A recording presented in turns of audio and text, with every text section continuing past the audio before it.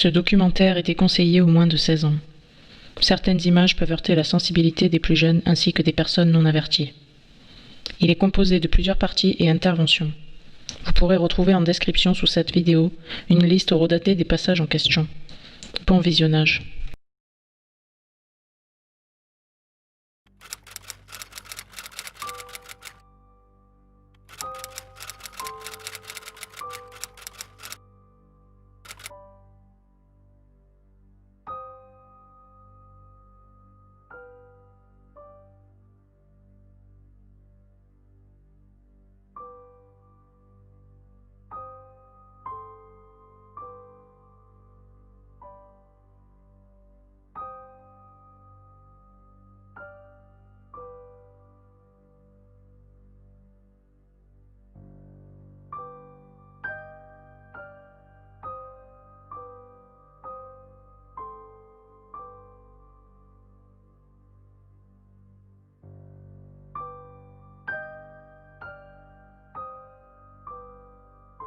Depuis maintenant très longtemps, la France, comme d'autres pays, est le théâtre vivant d'histoires épouvantables, tellement sordides que la plus grande majorité du peuple n'ose s'y intéresser. L'individualisme, sournoisement installé depuis plusieurs décennies par une élite invisible, rendant la plupart des citoyens totalement indifférents aux drames qui s'opèrent en silence. Une indifférence assourdissante permettant l'accumulation de toujours plus de victimes. Il s'agit des viols d'enfants.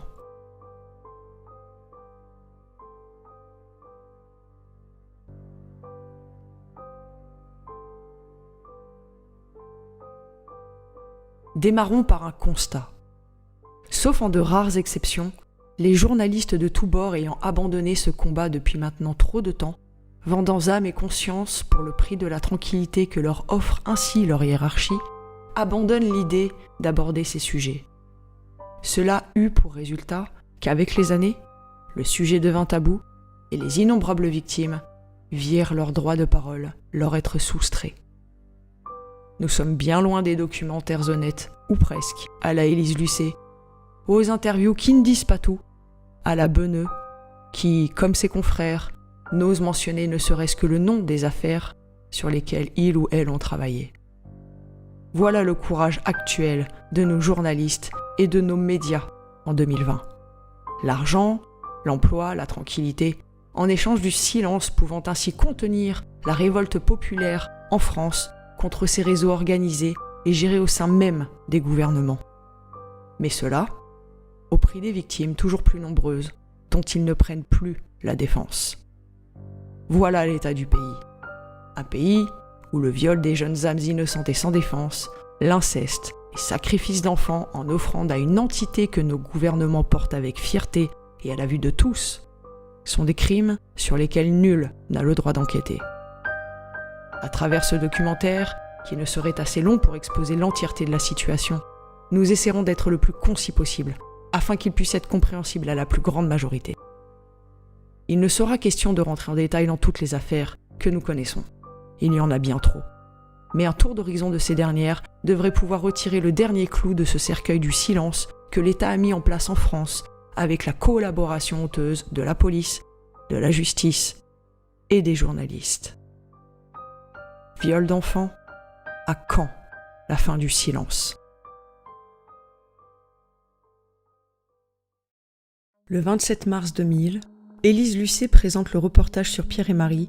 Il est alors question de viol en réunion, précisément de viols rituels dans un hôtel chic de Paris, où les enfants décrivent avec un effroi palpable des abus et des meurtres de jeunes âmes pouvant aller jusqu'au nouveau-né, par des adultes, vêtus de longues toches blanches arborant un rectangle en leur centre.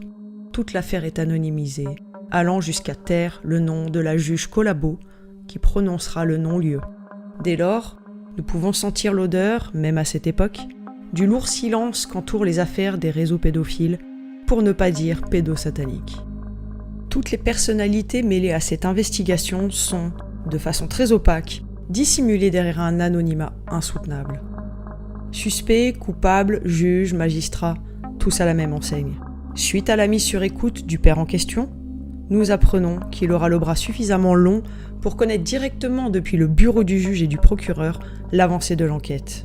Un peu plus tard, Nous découvrons ensuite un peu plus en profondeur ces incohérences avec le milieu de la magistrature.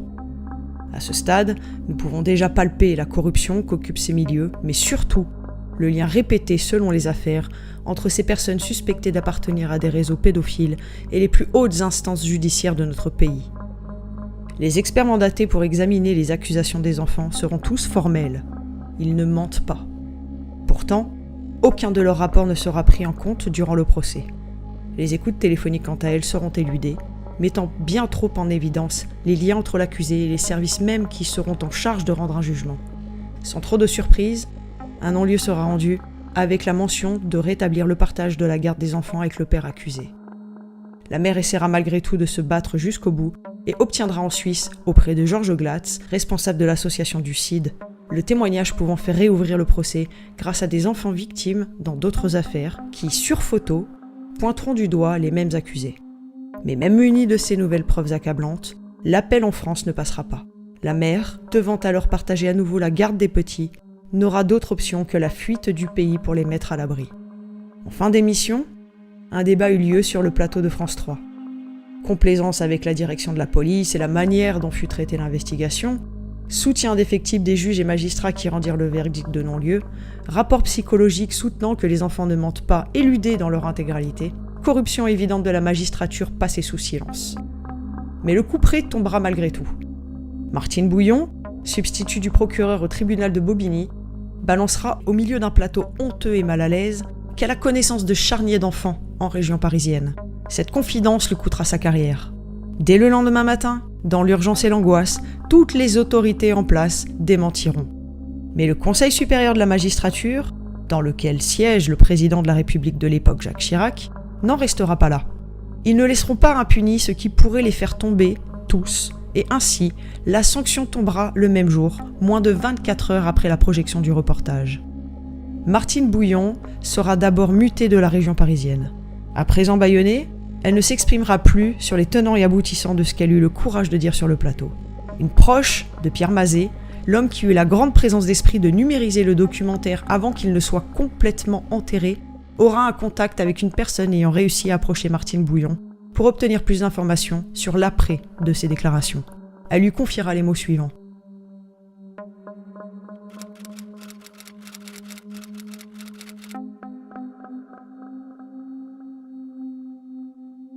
Le haut magistrat qui lui assigna l'ordre de mutation, Michel Joubrel, fut par la suite mis en examen pour pédopornographie. Au dire des enquêteurs, certaines des 10 à 15 000 photos pédophiles saisies chez ce magistrat étaient à la limite du supportable. Les membres du réseau dont il faisait donc partie s'échangeaient des photos de viols d'enfants et de bébés. Michel Joubrel sera condamné. Il n'écopera donc que de 8 mois de prison avec sursis. Sursis ou acquittement, concrètement dans les faits, aucune différence. L'affaire, ainsi que la médiatisation de ce genre de cas s'arrêtera là. Le tabou absolu doit être installé. Plus aucune affaire de réseau mêlant le territoire français ne sera plus jamais exposée à la télé. Été 2019, l'affaire Epstein était en train de faire grand bruit, et c'est à ce moment précis que le gouvernement français ordonna secrètement ce que nous qualifierons de vol de biens publics, le reportage d'Élise Lucet par l'Institut national de l'audiovisuel, autrement dit l'INA. Rappelons que ce reportage fut intégralement financé par les citoyens français puisque se trouvant sur une chaîne publique, fonctionnant donc grâce à nos impôts. Dès la mise sous dépôt du documentaire dans les registres de l'INA, toute personne diffusant des extraits ou son intégralité, tels que sur YouTube, virent leur chaîne sanctionnée et la vidéo immédiatement retirée. Pourquoi ? À cela plusieurs théories. L'affaire Epstein allait enfin être révélée. L'existence formelle et indiscutable des réseaux pédophiles à l'international, composés principalement, voire uniquement, d'officiels du gouvernement, d'acteurs, de chanteurs, de journalistes, de dirigeants de multinationales, et toute une brochette de hauts profils mondiaux appartenant à cette vaste caste des ultra-riches.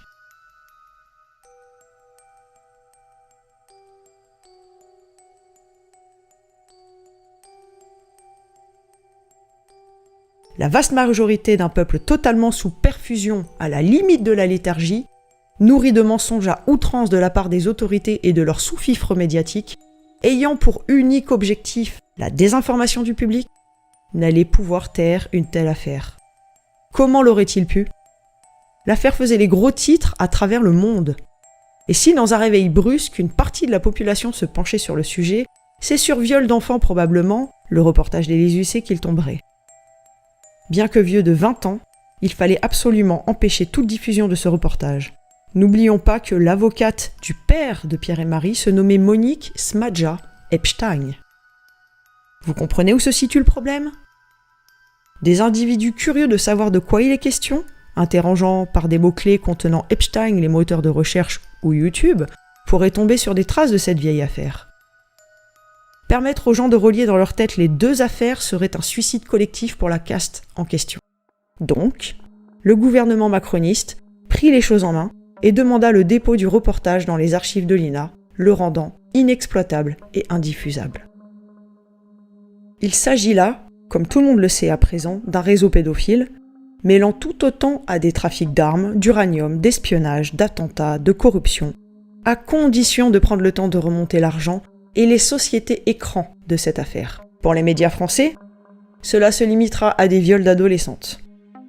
Nous tenons à rectifier immédiatement ce mensonge ordonné directement depuis les plus hautes instances du pays, même si tous les médias souhaitent vous persuader de cette supercherie. Il était question d'adolescentes, certes, mais ces dernières, anciennes grooming girls, chargées de recruter à leur tour des enfants, serviront d'écran au scandale puisque derrière, si vous cherchez bien, vous comprendrez qu'il est aussi question d'enfants bien plus jeunes, filles comme garçons.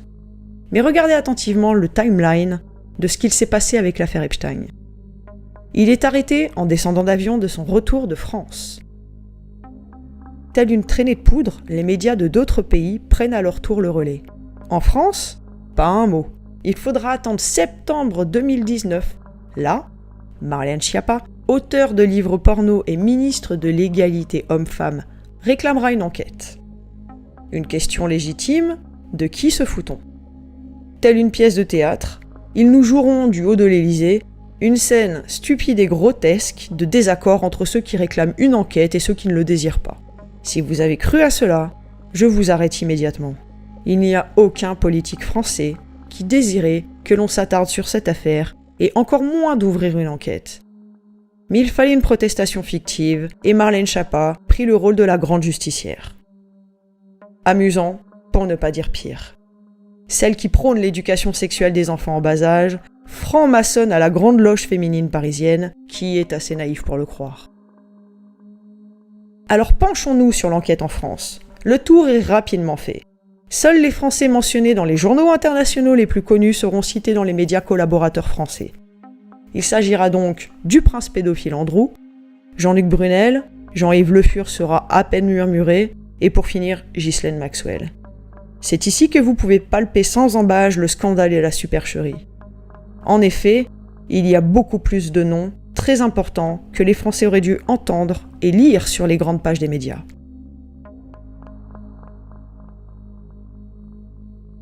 Pour simple exemple, Linda Pinto et de son frère Alberto, le décorateur d'intérieur de Jacques Chirac.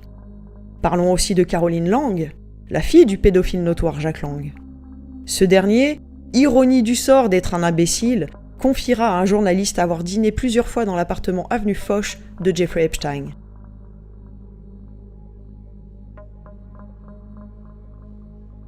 Détail important à prendre en compte, Ghislaine Maxwell ramènera pour son anniversaire dans les années 2000 trois petites de 12 ou 13 ans à Epstein depuis la France jusqu'aux États-Unis. Là encore, pas un mot, rien, silence absolu.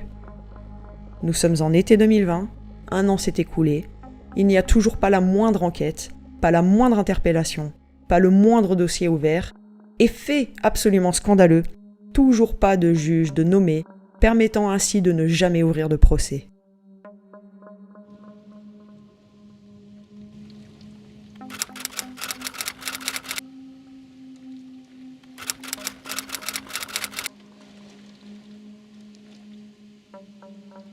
C'est là que tout se joue. En ne nommant pas de procureur depuis plus d'1 an, ils ont ainsi largement le temps pour régler ce qui doit l'être, faire disparaître des preuves potentielles, faire fuir les coupables à l'autre bout du monde et ce, toujours dans l'indifférence générale. Mais revenons un instant à ces hautes instances qui prononcent des non-lieux dans des affaires aussi graves, malgré l'accumulation flagrante de preuves. En ordonnant en parallèle la mise en arrêt de simples voleurs de sandwich qui, eux, ne prennent pas de sursis mais bien de la prison ferme. Car des hauts responsables de la magistrature ou non continuent, eux, bel et bien, de tomber dans des affaires similaires, mettant en avant encore et toujours l'existence au sein même de nos institutions de réseaux pédophiles vastes et étendus et si grandement protégés par ces derniers et par le gouvernement lui-même.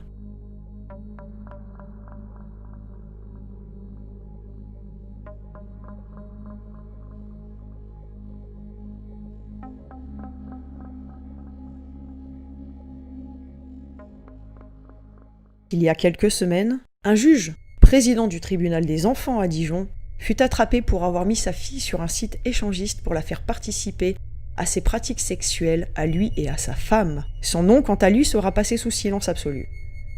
Le juge, devant s'occuper du dossier, se montrera très complaisant envers son confrère, prétextant qu'il est rempli de remords, qu'ils ont les preuves qu'il n'est jamais passé à l'acte, que tout ceci faisait partie d'une sphère imaginaire et de fantasmes, que sa femme n'était pas du tout au courant, bien que partageant le compte en question. Elle sera d'ailleurs blanchie avant le moindre début d'enquête.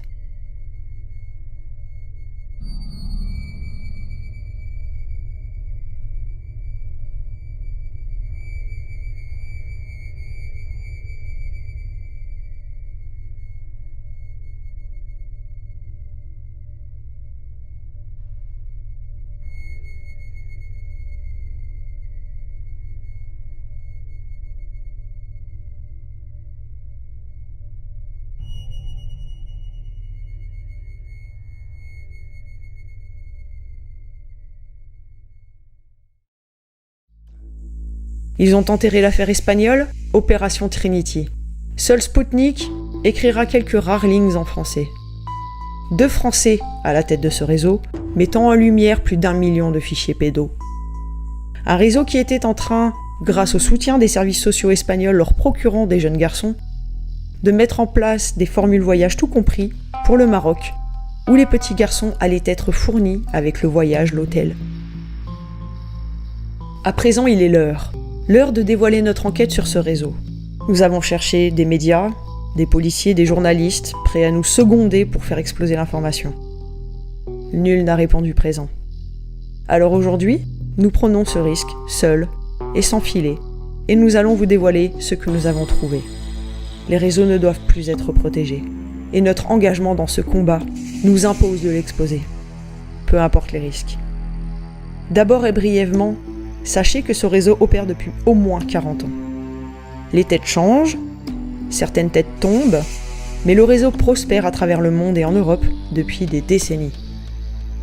Dans les années 80, un réseau tombe aux USA, mettant en lumière le plus gros trafic pédopornographique du pays à l'époque. Les contenus pédos proviennent d'Europe. Le réseau continue et tombe à nouveau dans les années 90. Le réseau de Valence. Les têtes changent et le réseau perdure. Pour retomber une énième fois en 2016. Là, nous retrouvons plusieurs responsables. D'abord les secondaires, dans les noms de Miguel Avilés Fernandez, Martin Rafael Chanza Almudever, José Cardona Serra, Fernando Aguilera Garrido, Youssef En Nassiri, puis les dirigeants principaux dans les noms de Christian Arson et Jean-Luc H. Baker, souvent nommé Jean-Luc H. Mis en prison à titre préventif en 2016, Christian Arson et Jean-Luc H. Baker seront libérés sans la moindre raison, et après 3 ans de préventive en attendant leur procès, quelques jours seulement avant de passer au tribunal. Corruption évidente et effrayante de la pédojustice espagnole. Les hommes disparaîtront dans la nature, bien évidemment. La France n'extradant pas, il y a de fortes probabilités qu'ils soient cachés parmi nous, sur le sol français. Il sera dit que Interpol les recherche, mais mensonge habituel, aucun d'eux ne figure sur la liste Interpol des gens recherchés. Les infos dans les médias sont erronées, mais nous parviendrons à remonter une info capitale. Nous sommes retournés sur le passé de Jean-Luc H. Baker. Avant d'arriver en Espagne, il produisait des films porno en France. Et il travaillait pour Michel Ricot et Gérard Menou. Gérard Menou, aussi connu comme le roi du porno en France à l'époque, travailla avec Daniel Messinger, premier fournisseur en matériel vidéo de Gérard Menou. Des extraits de ces dites productions furent retrouvés dans les CD-ROM de Zandvoort. Messinger était en relation avec Nioul et Dutroux et fut à l'époque inculpé pour viol sur des enfants de 8 à 12 ans. Gérard Menou, lui, était aussi en relation avec Dutroux, confession de sa propre voix. Nous avons donc Jean-Luc Ashbacker à la tête d'un trafic de petits garçons pour du contenu pédopornographique en Espagne, qui travaillait avec un homme connecté directement au réseau Zandvoort et Dutroux. Ces deux réseaux, il est important de le mentionner, ne sont en fait qu'une seule et même affaire.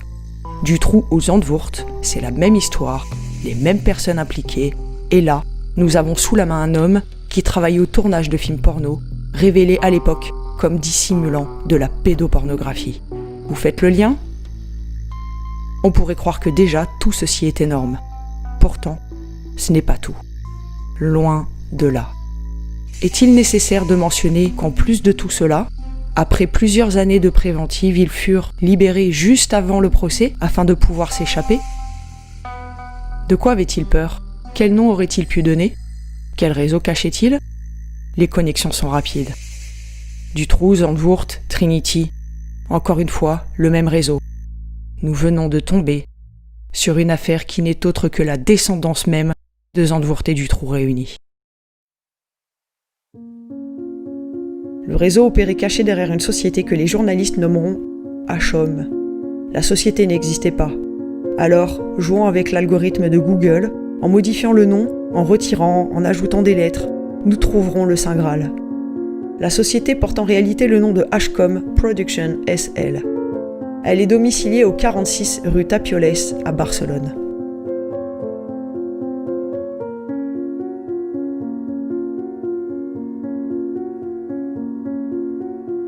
Sauf qu'à cette même adresse figure une seconde société portant le nom de Sale Adult Line Only SL.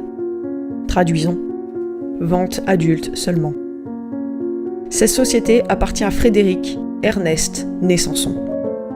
Une société au nom évocateur qui est domiciliée à celle de HCOM SL, dissimulant un trafic pédophile. Mais nos trouvailles ne s'arrêteront pas là. Dans les registres du commerce espagnol, nous découvrirons avec stupéfaction que Jean-Luc Ashbacker était le gérant de Sale Adult Line Only. Les deux sociétés sont donc intrinsèquement liées. Alors pourquoi il n'est pas fait mention de cette dernière, ni du nom de son propriétaire ? Nous le comprendrons par la suite.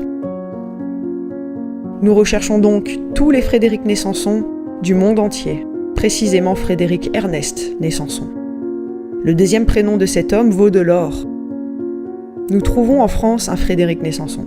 Accrochez-vous. Ce nom ne vous dit probablement rien, mais cet homme est très important. À ce stade, nous n'avions pas la preuve qu'il s'agissait du même homme, car aucun papier officiel ne mentionnait son fameux deuxième prénom, et après des mois d'enquête, nous abandonnions l'idée de trouver cette fameuse preuve. La preuve que le Frédéric né Sanson français était bien celui portant Ernest comme second prénom. Jusqu'au jour où nous tombions sur le Saint Graal. Un vieux registre du commerce français, le seul n'ayant été modifié pour dissimuler les preuves mentionnant ce Frédéric comme portant en deuxième prénom Ernest. Il n'y a aucun autre homme portant ce nom complet. Cependant, avant de continuer, mentionnons une petite chose. Nous ne portons accusation de rien. Nous exposons les faits et le fruit de notre travail. Voici le profil de l'individu. Il eut fait campagne pour la République en marche de Macron. Il était le grand chancelier de la loge franc-maçonne Memphis Mezraïm International.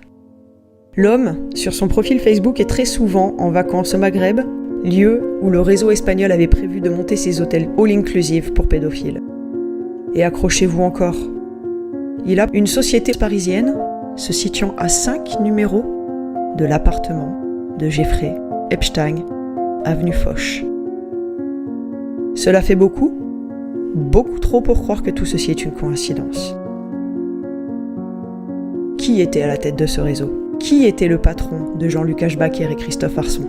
Pourquoi la société de Frédéric Ernest né Sanson est domiciliée à la même adresse et employé dans le passé en tant que gérant, Jean-Luc Ashbaker. Nos conclusions, au-dessus de Jean-Luc Ashbaker, se trouvait Frédéric Nessanson.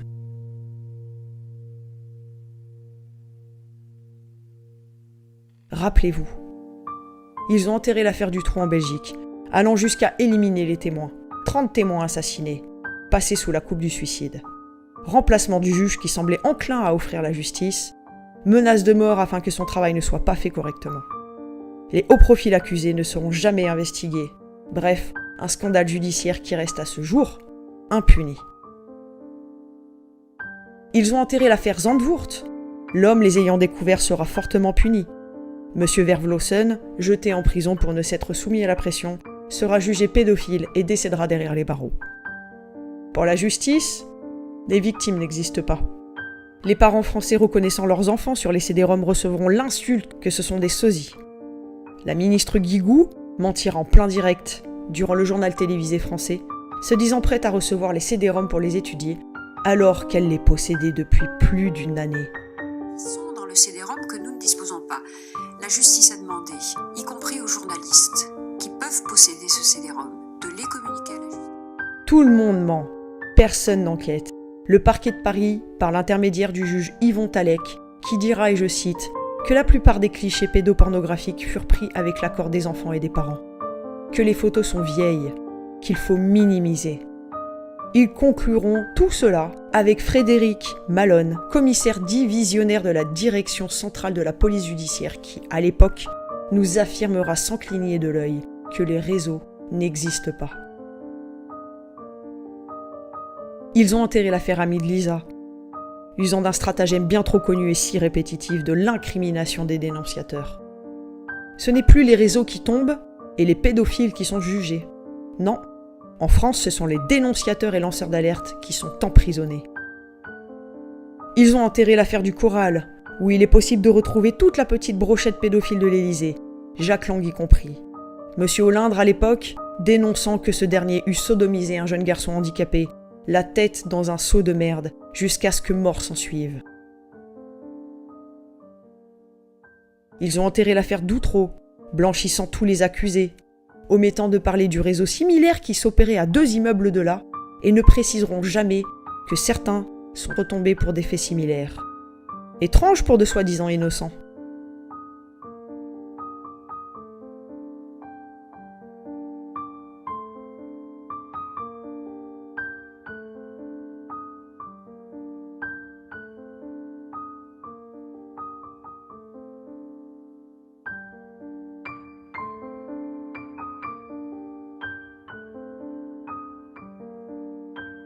À la place, ils instaureront, en tant que ministre de la Justice, Dupond-Moretti, le coupable de tous ces acquittements dont il est question.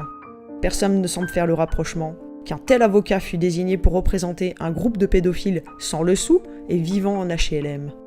Un ténor du barreau, pro de l'acquittement, défendant des petites gens de quartier populaire dans une affaire où les enfants victimes nomment des notables comme étant les agresseurs. Comprenez-vous à présent ? Ils ont enterré toutes les affaires de réseaux pédophiles, car toutes mentionnaient à un moment ou à un autre un magistrat, un franc-maçon, un juge, un responsable des services sociaux, un directeur d'association pour enfants, ou une tête politique œuvrant pour ce gouvernement ou un précédent. Ils enterrent tout ce qui pourrait remonter aux plus hautes instances du pays. La désinformation obtenue par le bras armé de nos dirigeants s'opère par l'intermédiaire des médias. Pas un en particulier, mais tous. D'un commun accord, nul n'a autorisation de faire étalage de ces réseaux qui sont pourtant sous votre nez. Et le réseau espagnol ne fut jamais, au grand jamais mentionné dans aucun média français. Quelle conclusion en tirez-vous ?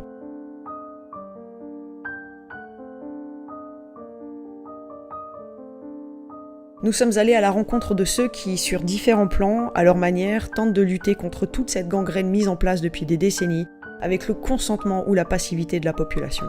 Ils sont activistes, youtubeurs, lanceurs d'alerte, rappeurs, psychologues, écrivains, et tous ont un point commun, l'envie de lutter contre ces réseaux pédophiles.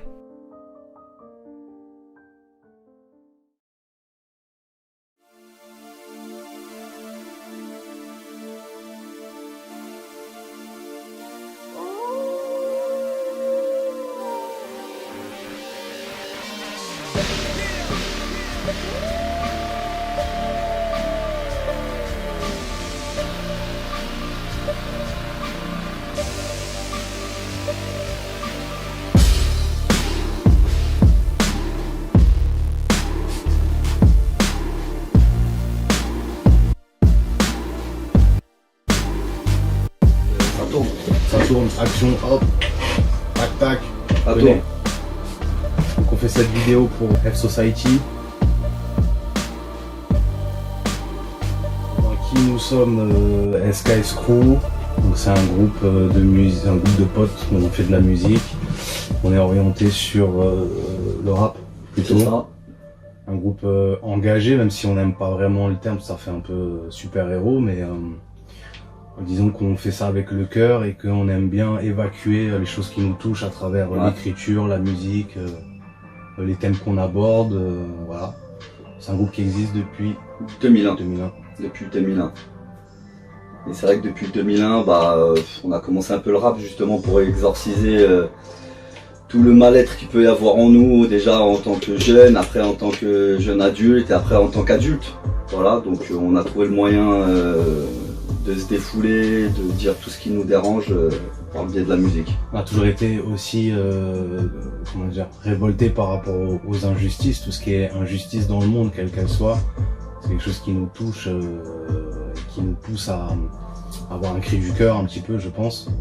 Après voilà, qu'est-ce qu'on peut dire de plus, on a quelques morceaux qui sortent du lot dans l'œuvre artistique du SKS Crew et notamment La Loi du Silence.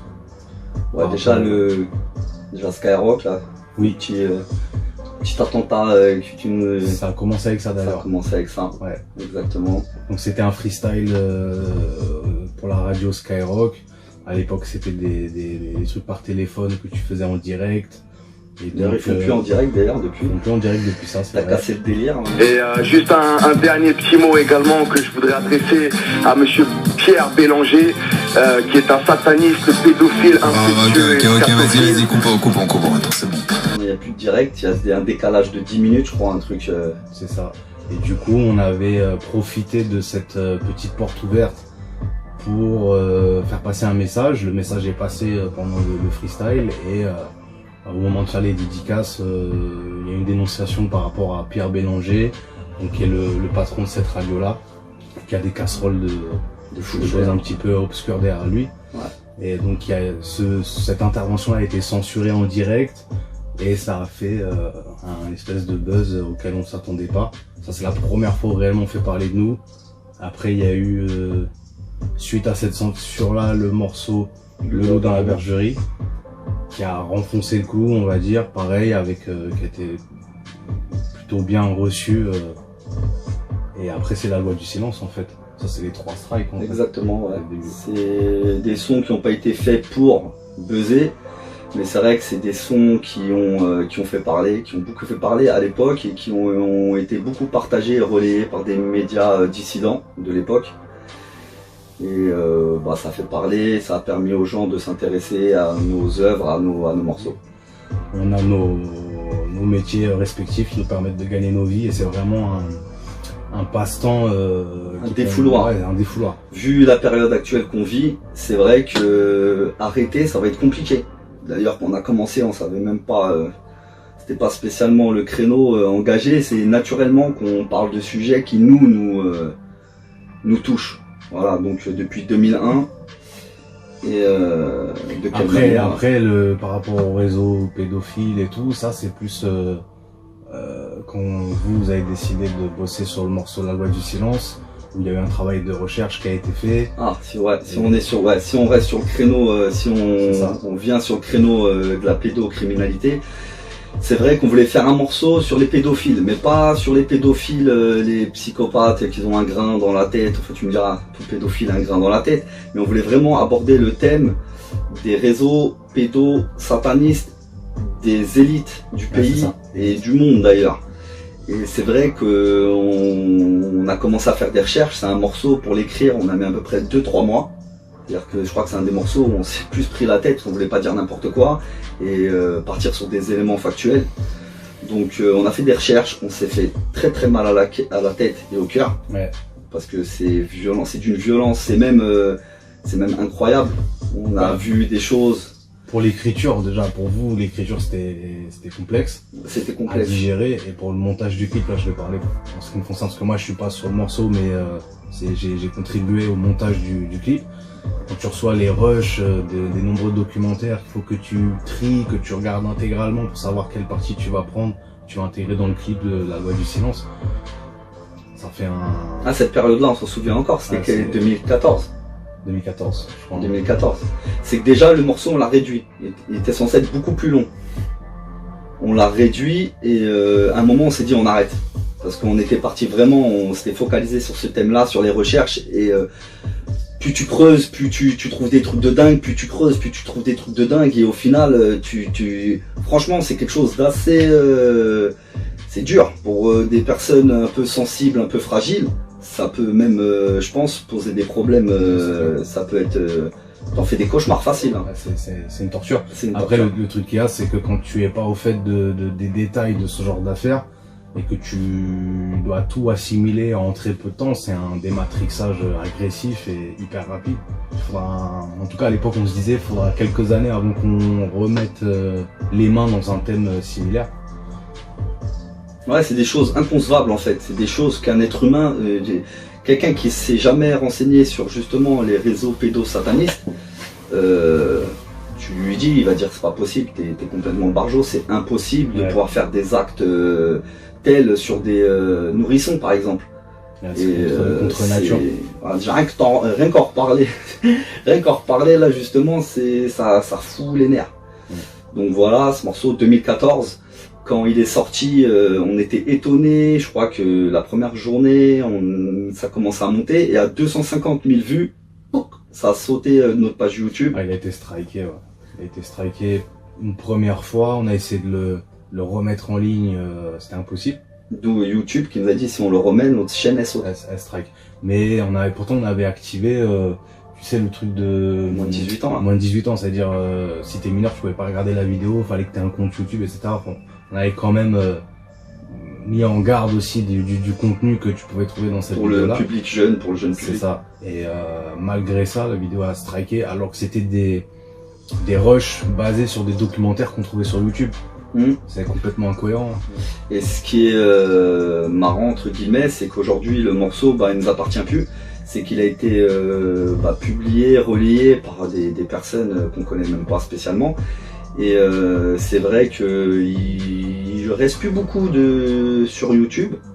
C'est vrai qu'il reste quelques copies qui tournent encore, je crois 2 ou 3. Il y a plein de gens, ils ont des copies chez eux. Voilà, donc à chaque fois qu'ils le retirent, il y a d'autres personnes qui le remettent. Donc ça, ce morceau nous appartient plus maintenant. On va dire qu'il appartient au peuple. Exactement. Et c'est un peu, ça fait plaisir entre guillemets. Parce que c'est vrai qu'un sujet comme ça, c'est en 2014, on est en 2020 et pour des gens, ça reste encore quelque chose d'impossible. Mais les gens commencent à maintenant se réveiller un peu grâce à justement au travail que Revo fournit, qui est beaucoup plus recherché, beaucoup plus détaillé.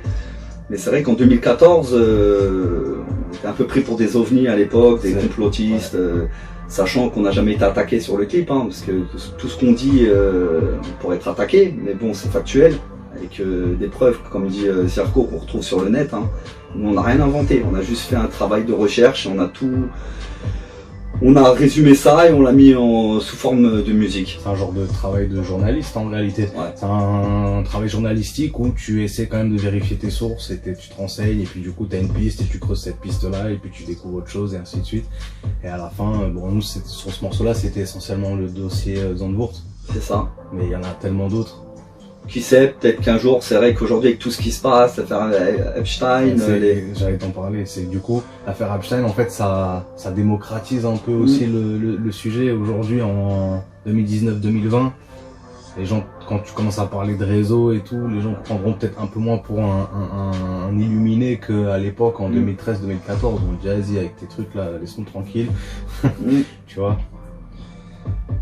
Mais c'est violent, c'est vrai que si demain on doit refaire un morceau comme La Loi du Silence, on va devoir remettre les pattes dedans et on sait à quoi s'attendre, sachant qu'aujourd'hui il y a beaucoup plus d'éléments à disposition. Voilà, hein, c'est pas à Revo qu'on va apprendre ça, mais c'est vrai que c'est possible qu'il y ait un Loi du Silence 2. Pas à l'immédiat, mais là avec tout ce qui se passe, c'est vrai qu'on commence à... On y pense. Ouais, on y pense. Comme aujourd'hui, hein, pas de concert. Les obstacles, c'est que, en fait, comme tu disais la dernière fois, si tu veux faire carrière dans la musique, tu prends ce que nous on a fait, tu fais pas tout l'inverse. Voilà. Tu fais exactement tout l'inverse et voilà, tu seras au sommet. Bon, pour des artistes, exactement, pour des artistes qui veulent aller loin et ouais, faut éviter de faire ce qu'on fait. Après, pour nous, quand t'es artiste, faut faire ce qu'on fait. Donc c'est un peu contradictoire, mais c'est vrai que quand t'abordes certains sujets, bah va falloir oublier les radios, les concerts, sauf si tu les fais toi-même, ce qu'on fera peut-être par la suite, nous, organiser nos propres concerts, on sera obligé. Et distribution, bah il va falloir te débrouiller tout seul. Nous, on nous a jamais dit texto, non, on veut pas de vous, vos thèmes et tout. Mais on nous a fait comprendre ou voilà, on nous a fermé des fois les portes ou carrément. Bah c'est simple. Dès que nous on a essayé d'organiser ou de participer à des concerts qui sont organisés autour des villes où on réside et tout, il y a toujours ce qu'ils appellent une commission pour écouter les artistes. Et voilà, en gros c'est une réunion. Tac, voilà, il y a tel artiste qu'on veut passer, ça écoute dans les grandes lignes l'œuvre de ce qu'il y a à proposer. Et nous, évidemment, gentiment, on nous a toujours fait comprendre que c'était pas possible. C'était complexe par rapport au thème abordé, c'est trop sensible, c'est trop ceci, cela. Même si c'est des gens en interne qui sont entièrement d'accord avec notre message, il y a des subventions de l'État pour certaines mairies, pour certains, c'est compliqué. Ils peuvent pas se mettre en porte-à-faux au niveau de l'association pour juste faire plaisir à SKS Crew et les mettre sur scène et tout. Donc voilà, ça, on a bien compris que c'était pas pour nous. Après, signature en maison de disque ou major ou quoi que ce soit, ça n'a jamais été notre délire, mais même si c'était le cas, et ça ne sera pas. Enfin, on vient pas de démarcher, tu vois, clairement, on n'a jamais reçu de proposition, quoi que ce soit. Sans désillusion de notre part, parce qu'on a totalement conscience qu'on se... Bah déjà, rien que de toute façon, déjà, rien qu'à voir, les featuring. Après, voilà, donc, c'est quand tu vois les featuring, les gens qu'on côtoie, des artistes plus ou moins connus, à qui on demande de faire des featuring avec nous ou à qui on s'entend bien, on se dit tiens pourquoi on ferait pas un morceau. C'est vrai qu'il y en a certains ils nous disent SKS Crew c'est pas bon pour ma carrière quoi. Voilà, le dernier album qu'on a fait, l'album de Zirko, le Silence des agneaux, voilà, rien que dans le titre voilà, ça a été vendu plus ou moins bien à notre échelle à nous. On n'est pas dans une démarche de merchandising ou tu vois, de vente. On rentre pas dans un schéma classique d'artiste classique, de la musique où voilà, tu vas réfléchir à une stratégie commerciale, à une approche pour faire tant de clips, pour promotionner de telle manière, tu sors tel morceau en premier. Nous, franchement, c'est freestyle. En vrai, on calcule pas tout ça. On est juste. On a nos syndicats soldats, hein, ceux qui nous suivent depuis pas mal d'années, qui continuent à nous suivre. Qui dès qu'on a un projet ils sont là, voilà. Et nous maintenant on s'adresse à eux. Donc maintenant qu'on fait nos morceaux, c'est vrai qu'avec le temps maintenant, voilà, le plafond de verre, ça y est, on y est nous au plafond de verre. Hein. Et, écoute, on vit avec assez bien. Et puis voilà, on a fait la connaissance avec Revo, donc c'est que même nous, c'est pas mal aussi ce qu'on fait. Le travail est reconnu, notre travail. Donc écoute. Non, ça tue, nous, sans regret. Si c'était à refaire, on referait la même en 10 fois pire, ça se trouve, tu vois. Mais franchement, là, l'avantage qu'on a, c'est que on peut, sans rougir, faire écouter notre musique, même si elle est violente, à nos proches, à nos parents, à nos frères, nos sœurs, tu vois, sans se dire, ah, la honte. Ou plus tard, nos enfants. Nos enfants, quand ils écouteront nos sons, ils verront que, papa, il a fait de son mieux, hein, avec les moyens du bord, comme on pourrait dire. Hein. Avec ses outils. Nous, notre outil, c'est la musique. Mais on s'en sert pour véhiculer un message, et je pense pas qu'on est sans limite, hein, sans limite, on se fixe aucune barrière, hein, les gestes barrières. Et après, les obstacles, pour venir aux obstacles, ça nous impressionne pas, ça nous étonne pas, et ça depuis pas mal d'années, hein, c'est pas d'aujourd'hui. Hein. Nous, on faisait de la musique, il n'y avait pas internet, pour te dire, hein, pour les plus jeunes, il n'y avait pas internet, et déjà à l'époque, les mairies, elles aimaient pas trop, elles entendaient SKS, elles aimaient pas, tu vois, donc... On est bien un petit canard depuis le début, mec. Voilà, donc c'est pas gênant.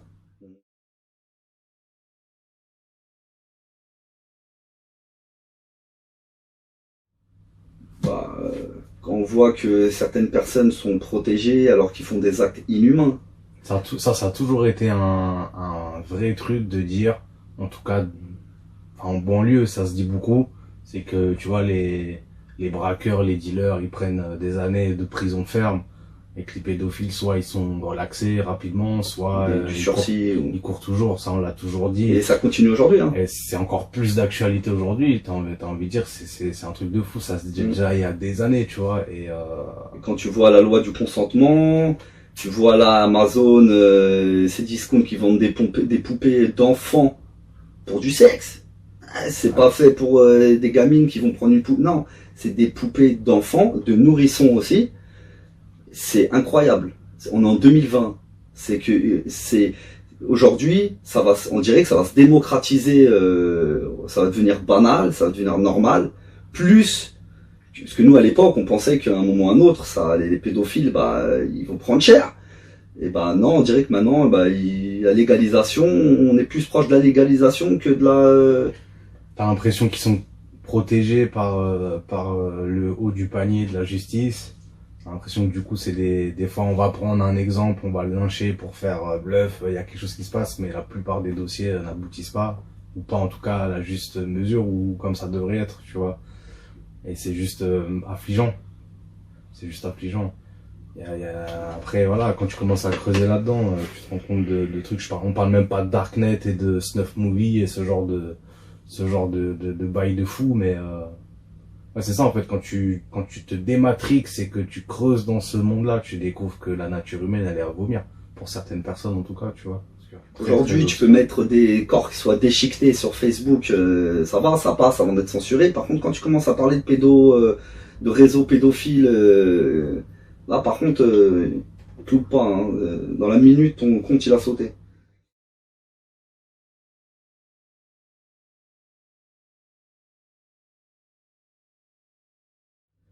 Ah, très bonne question. On se la pose nous-mêmes. Hein. On n'est pas d'accord, nous. Ah, ouais. Moi, vas-y, je te laisse là. Non, vas-y, commence. On est aux anciens. Ok. Moi, je pense que pour arriver à un certain niveau, que ça soit dans la justice ou dans n'importe quoi, hein, vraiment tout ce qui est médias, trucs d'influence, je pense qu'il faut qu'ils tiennent par les couilles. Et dès qu'ils tiennent par les couilles, entre autres, je pense par la pédophilie, on en parle sur le morceau, hein, que pendant des soirées privées, à mon avis, il y a des petites drogues qui tournent, on te fait faire des petits trucs bizarres, filmés et tout. Et je pense qu'à un certain niveau, ils te laisseront pas, si t'es quelqu'un, t'es une grande gueule, t'es quelqu'un qui aime pas l'injustice, qui aime pas justement les abus sur les enfants. C'est mon avis personnel. Je pense qu'ils te laisseront pas aller haut dans la magistrature ou dans... je pense. Ah, t'as peut-être raison. Alors, en tout cas, ils te tiennent... c'est pas possible. On est en 2020, on parle encore de loup solitaire. T'as déjà entendu une affaire sortir, un réseau démantelé? Non. Tout ce qui est pédophilie, ça reste des loups solitaires. Donc ça, je pense, c'est assez étrange. À un moment, il y a un bug quelque part dans la justice, et je pense pas que ça soit des dossiers perdus ou des... Non. C'est qu'à mon avis, il y a un très gros pourcentage. Ça bloque là-haut. C'est là où moi, du coup, j'ai une autre théorie. Encore une fois, on sait pas, c'est ce qu'on suppose, mais j'ai plus l'impression que c'est comme tu disais tout à l'heure, une élite qui est clairement corrompue et qui verrouille tout ce qui arrive d'en bas, tu vois, et qui fait que voilà, il y a certains dossiers qui n'aboutissent jamais, des gens qui sont suicidés de 2 balles dans la tête, ce genre de trucs, tu vois. Mais je dirais pas que c'est une majorité. Je suis convaincu qu'il y a des gens qui font ce métier-là, que ce soit dans la magistrature, dans la justice, dans la police, etc. et qui le font en pensant bien faire ou en pensant réellement faire un devoir honorable. Mais qu'on les empêche. Et on les empêche, tu vois. Et comment dire, moi je pense que c'est une minorité qui tient, comme on va parler d'élite qui régit le monde, c'est ça, c'est pas la majorité par rapport au peuple, frérot, tu vois ce que je veux te dire. C'est-à-dire qu'on est plus nombreux que ces gens-là, mais ces gens-là ils ont accès à tout. Ah, mais de toute façon. Et c'est eux qui mènent la danse. Voilà, pas donner un nombre, mais il suffit, tu vois, de 2-3 grands magistrats ou grands, tu sais, gens de justice et tout, qui soient corrompus pour te verrouiller tout ce qui est justice en France. C'est ça. Après, on espère que ça va changer, que ça va évoluer, qu'il y a peut-être des générations d'enquêteurs. Ça, je le souhaite. Je prie même des fois pour que l'élu, parmi les enquêteurs, les magistrats, arrive pour faire le nettoyage, parce que ça ferait du bien à tout le monde. Et surtout, voilà, comme on disait, les enfants, quand on commence à y toucher, c'est les adultes de demain. Donc quand tu touches des gosses, t'en fais peut-être des monstres de demain, hein, parce que il y a aussi des choses bizarres. Mais bon, là, Ah bah là, récemment, t'as les bails d'adénochrome Voilà. et compagnie. C'est tout frais, mais bon. C'est la continuité de toutes ces choses-là qui s'accumulent depuis des années, quoi. Et ah oui, un grand ménage à faire dans la justice mondiale, hein. Pas qu'en France, mais... Mais je pense que le pourcentage, moi, perso, je pense qu'il est au-delà des 50%.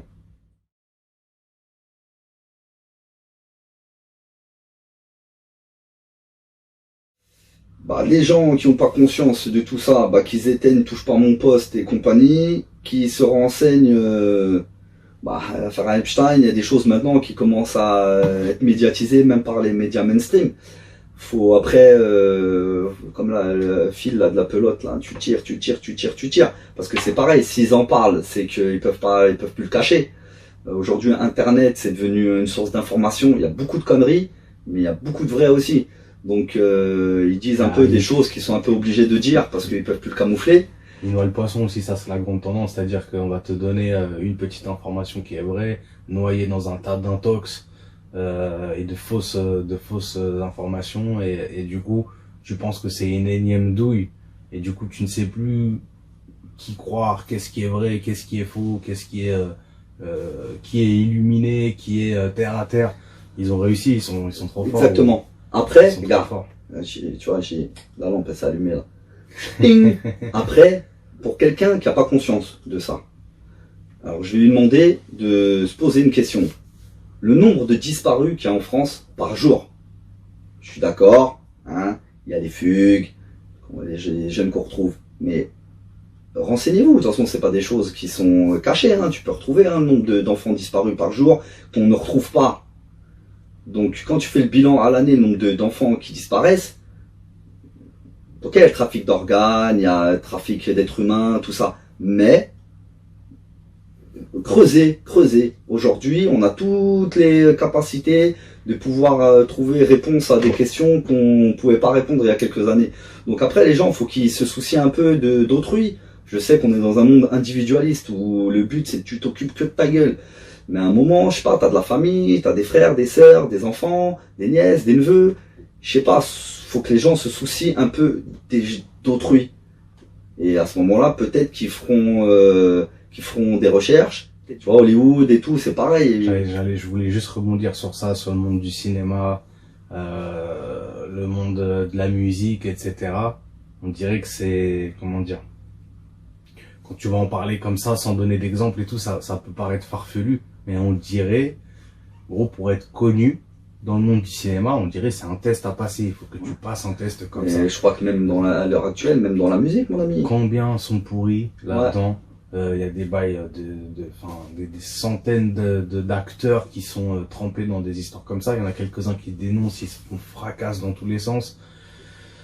C'est affolant. Et moi, juste pour rebondir sur ce que tu disais tout à l'heure, si toi qui regardes cette vidéo, t'as un ego, t'as un minimum de dignité, et que tu refuses qu'on insulte ton intelligence, essaye juste de te renseigner sur ce genre de monde parallèle qui existe, le Darknet, les snuff movies, toutes les symboliques pédophiles dans les fêtes, les rituels.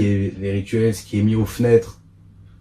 Il y en a qui comprennent très bien à quoi Le 21 juin, fête de la musique. Nous, étant jeunes, on était contents de participer au 21 juin, mais après, quand on a fait nos recherches, on s'est rendu compte que le 21 juin, c'est une date bien précise pour certaines personnes. Ça fait froid dans le dos. Quand tu vois que c'est Jack Lang qui a créé cette fête. Tu mets Jack Lang Maroc, tu cherches un peu. Voilà, je pense qu'après, un moment ou un autre, faut arrêter d'être individualiste. C'est ce qui nous bute aujourd'hui. C'est ce qui fait qu'aujourd'hui, ils font ce qu'ils veulent. Pareil, les phénomènes des gilets jaunes, les manifs, tout ça et tout, on voit très bien les gens, ouais, ils manifent tous les oui, on est dans un monde de gens qui pensent qu'à leur gueule, c'est incroyable, et on va tous morfler si personne ne réagit, et toi, comme moi, comme lui, tout le monde, c'est ça. Donc dites-vous aussi que ça n'arrive pas qu'aux autres, c'est ça, et on vous le souhaite pas, hein. On vous le souhaite pas, c'est arrivé près de chez toi, presque sous ton nez, comme dirait l'autre. Et ça peut vous arriver à vous, à vos propres familles, et si vous vous retrouvez dans des situations à devoir gérer ce genre de problème-là, vous allez très vite vous rendre compte que le système français n'est pas du tout adapté Et tu vois, on en parlait il y a pas longtemps. Quand tu veux signaler des soupçons de foyers avec des problèmes de pédophilie, etc., tu te retrouves embourbé dans des, comment dire, des démarches administratives. Tu vas appeler un numéro d'urgence, on te dit, ouais, le numéro, il est saturé, il y a trop d'appels, il faut passer par un tel et un tel et un tel, et tu t'abandonnes, tu laisses tomber, c'est trop complexe. T'appelles la gendarmerie ou la police, c'est pareil, eux ne peuvent pas intervenir s'il n'y a pas ceci ou cela ou cela. Donc c'est nickel, si t'es dans l'urgence, hein, je parle. Et la seule solution sur du, comment dire, si tu lâches pas l'affaire, ça serait du placement. Mais le placement, bah, on en discutait, tu vois. Est-ce que réellement on peut faire confiance ou est-ce que c'est... Tu vois, hein, c'est pas nous qui l'inventons, hein. Il y a qu'à se renseigner qu'aujourd'hui, bah, ils font le bilan des placements des enfants d'il y a 10-20 ans. Ils voient, tout le monde voit aujourd'hui que ça a été plus néfaste qu'autre chose. Donc, comme je vous dis, les gens, faut être solidaire avec votre voisin, avec vos potos, vos amis. Faut rester, pas dire en communauté, mais faut éviter de suivre le move du système qui voudrait qu'on soit tous chacun individualiste, parce que ça arrange, même au niveau des réseaux pédophiles, ça les arrange. Donc grosse force à vous, grosse force à Revo.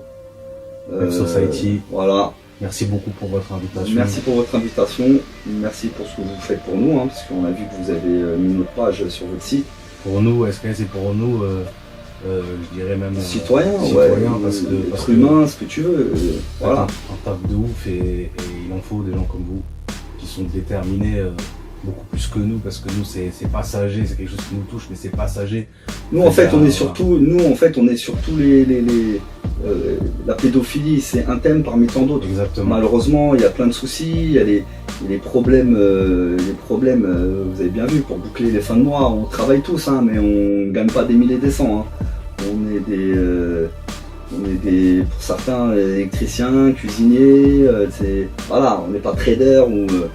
donc la vie de tous les jours, les factures, la hausse on connaît. Donc nous on est sur tous ces sujets-là, et c'est vrai que le sujet de la pédophilie, c'est un sujet qui nous touche assez, et qui toucherait de toute façon n'importe qui, je l'espère. Qui a un cœur normalement construit. Voilà. C'est normalement construit. L'enfant, c'est l'innocence. C'est l'innocence, tu vois. C'est la vie, c'est quelque chose de pur, c'est les enfants, c'est les adultes de demain. Hein. Donc de toute manière, ce qui touche aux enfants, les lois qu'on voit même à l'école, tous les trucs des lobbies qui commencent à s'infiltrer dans les écoles, à venir faire la promotion de la théorie du genre et compagnie, là, hein, on est là et on se dit, y a des gens qui bougent. Revo, c'est un autre créneau, voilà, ça commence à bouger. Vous êtes énervé, hein. C'est ça qui vous êtes énervé. Mais c'est bien, c'est une approche encore différente et plus virulente. Et malheureusement, c'est ça. Il en faut. Ouais, il en faut. En espérant que tout ça aboutisse à des choses positives. Donc c'est vrai que Zirko, lui, il a été quand même approché par des labels. Il y a un moment où il y a des labels quand même qui sont venus chercher et tout. On est resté en famille. Dans la vraie vie, on fait notre maximum avec la musique. Et depuis de longues années, hein, c'est du travail, c'est du temps. C'est de l'argent. Voilà. Nos propres thunes à nous, on les a mis dans la musique. Personne ne nous a jamais financé de quoi que ce soit. Au sacrifice de voyage de vacances, au sacrifice de restaurant. Du temps avec madame, que tu peux pas passer avec madame, pas parler dans un morceau aussi. Exactement. Voilà, c'est des sacrifices, mais on les fait, on les assume, justement pour le bien commun, pour tout le monde. Voilà, nos morceaux, notre musique, ça, on a un but bien précis. C'est d'informer les gens à notre humble niveau. Et voilà, on est content de pouvoir participer à cette vidéo à notre humble niveau pour donner une petite force. Voilà. Force à vous. Force à vous et bonne continuation et à une très prochaine.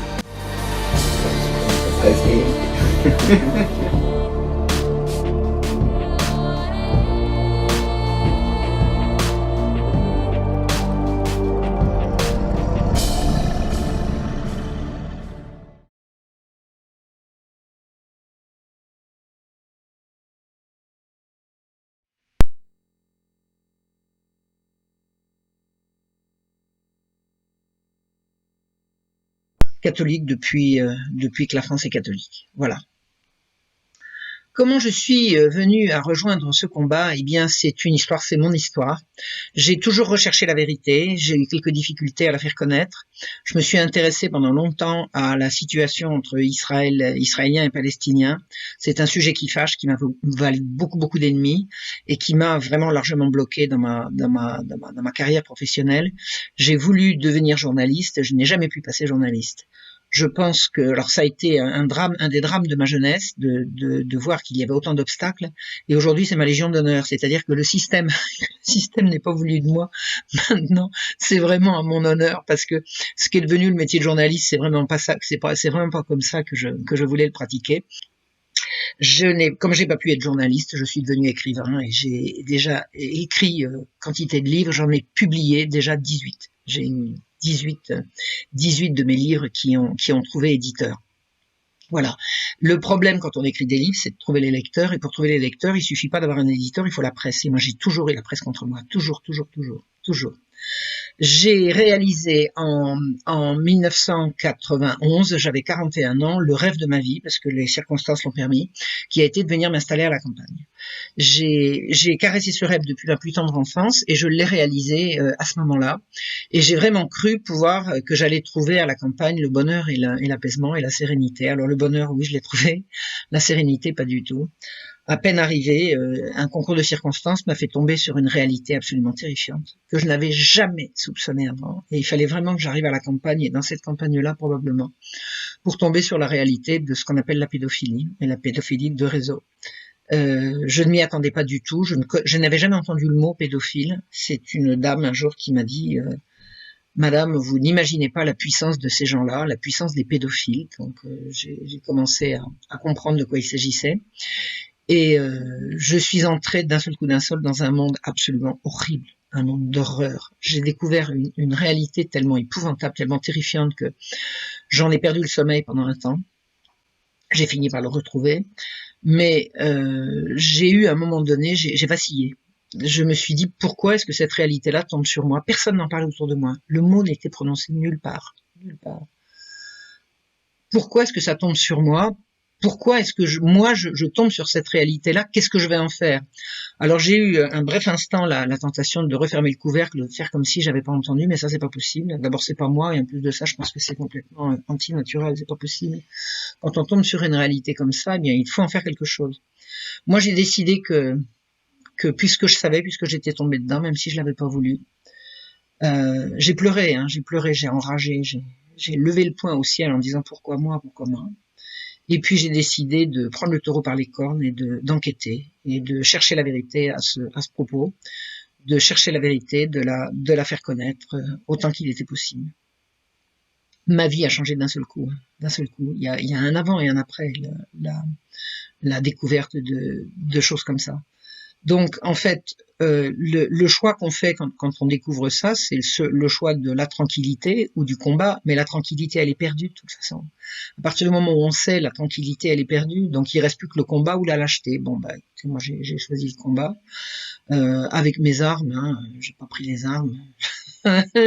Mes armes, je suis une intellectuelle, je suis une chercheuse, je suis écrivain, je suis chercheuse, je sais faire des articles, je sais faire des conférences. Donc, je me suis lancée là-dedans en me disant que voilà, advienne que pourra. Maintenant, maintenant que ça m'est tombé dessus, je ne peux plus reculer. Alors, ce qui est extraordinaire, c'est que 1 an ou 2 ans, je crois, après ma découverte dans un silence radio total, 2 ans après ma découverte de cette chose-là, elle a éclaté dans les médias. C'est-à-dire que en 1996, dans la foulée, brusquement, sont apparus le congrès de Stockholm où des enfants sont allés raconter les horreurs, les tortures et les viols qu'on leur faisait subir. C'était le congrès de Stockholm en août 1996.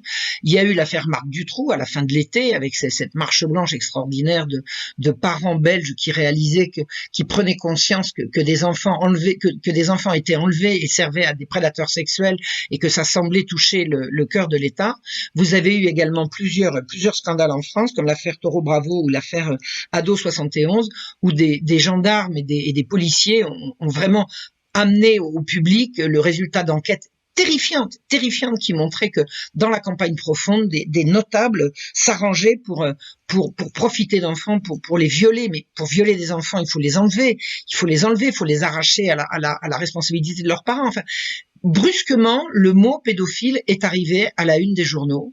2 ans après que je m'y sois intéressée. Alors je me suis dit que j'avais des antennes. Vraiment, j'ai des antennes. Je suis arrivée simplement un petit peu en avance par rapport au reste de la population. Mais enfin, pour moi, c'était parti. J'ai décidé de m'intéresser à la chose, d'enquêter. J'ai couru les bibliothèques. J'ai notamment découvert un certain Matzneff. C'est à ce moment-là que je l'ai découvert, 97. J'ai sorti un très long texte que j'ai mis sur la toile parce que c'était les débuts d'Internet, qui s'appelait De l'amour et du crime, du sexe et des enfants, où je démontais toute la prédation sexuelle de ce monsieur qui était tellement bien en cours dans les milieux littéraires, dans les milieux politiques, il était reçu partout. Il avait sur lui des lettres de garde des sceaux qui lui permettaient parce qu'il aurait pu tomber 100 fois pour détournement de mineurs et corruption de la jeunesse. Et ça n'a jamais été le cas. Il a avoué quantité de crimes. Il a avoué, mais vraiment avoir sodomisé les petits garçons, les petites filles, complètement des horreurs. J'ai écrit ce texte que personne n'a lu parce que personne ne me connaissait. Comme j'étais jamais relayé dans les médias, ce texte a navigué un petit peu sur la toile pendant un temps. Et puis il est tombé dans l'oubli. Et moi, de toute façon, j'avais pas à être connu ou oublié. J'étais absolument pas connu. Personne ne pouvait savoir la teneur de mes travaux puisque j'étais publié, j'ai publié des livres, j'ai toujours trouvé un éditeur, mais la presse ne relayait jamais. Donc, j'étais jamais dans les médias. Et à partir du moment où vous n'êtes pas dans les médias, vous pouvez avoir 50 éditeurs qui vous publient. Si les médias ne relayent pas, vous ne trouverez pas vos lecteurs. J'ai eu le temps pendant cette période d'être alerté par des gens très bien intentionnés qui m'ont dit: attention Marion, si tu te lances là-dedans, fais très attention à toi, c'est plus que casse-gueule, c'est danger mortel. La lutte contre la pédocriminalité, c'est un combat extrêmement dangereux. Ces gens-là sont extrêmement puissants et extrêmement méchants. Et quand j'ai compris à quel point je ne pouvais rien sur le plan local, je ne peux rien, vous pouvez rien tout seul. Vous allez vous plaindre à des juges dont vous ne savez pas s'ils sont pas de la partie. Vous allez raconter ça à des gendarmes. Vous ne savez pas s'ils sont pas de la partie. Quand vous racontez ça autour de vous, on vous dit mais tais-toi. Donc qu'est-ce que vous vouliez que je fasse? Je me suis dit, puisque je peux pas attaquer le monstre de face, je vais le prendre à revers. C'est-à-dire, je vais essayer d'aller voir, parce que je me passionnais d'histoire. J'avais rien à voir avec, j'étais pas du tout historienne, mais je me suis toujours passionnée d'histoire. J'ai essayé de prendre la chose à revers et de voir si dans l'histoire je pouvais pas trouver une explication à ce phénomène. Et puis bingo, vraiment j'ai découvert, enfin à partir d'intuition, moi je travaille beaucoup à l'intuition. Et notamment, j'ai découvert en histoire qu'une intuition que j'avais sur une tentative d'assassinat contre Louis XV, qui avait la réputation, je ne savais pas si c'était vrai à l'époque ou pas, mais qui avait la réputation d'être friand de petites filles, je me suis demandé si l'attentat qui avait eu lieu contre lui ne tenait pas à ce fait-là. Donc, je suis allé faire des recherches, j'ai trouvé quasiment immédiatement ce que je cherchais, et là, une amie bien intentionnée m'a dit, si tu veux publier des choses, faire des recherches là-dessus, il faut que tu deviennes historienne. On s'improvise pas historien simplement parce qu'on aime bien l'histoire. Ce sont des techniques. L'histoire, c'est pas une science, mais c'est une discipline. C'est une discipline avec ses règles, avec ses techniques, avec sa rigueur. Donc, il faut que tu ailles à l'université et que tu reprennes tes études d'histoire. Alors, c'est ce que j'ai fait. Et je me suis lancé. Et c'est là que toute ma vision des choses a complètement dégringolé. Et j'ai commencé à écrire de nouveau. Enfin, j'ai recommencé à écrire, j'ai repris la plume, j'ai écrit un livre, 2 livres, 3 livres, et toujours pas de relais dans la presse. C'est-à-dire que même si Marion Sigaud change de sujet, la presse ne veut pas de moi, la presse ne veut pas me relayer. Et puis un jour, ma vie a changé parce que j'ai rencontré un monsieur qui s'appelait Soral et qui m'a dit moi je publie les gens que dans le système ne veut pas. Donc je suis allé le voir et il m'a relayé. Et là, ma vie a complètement changé.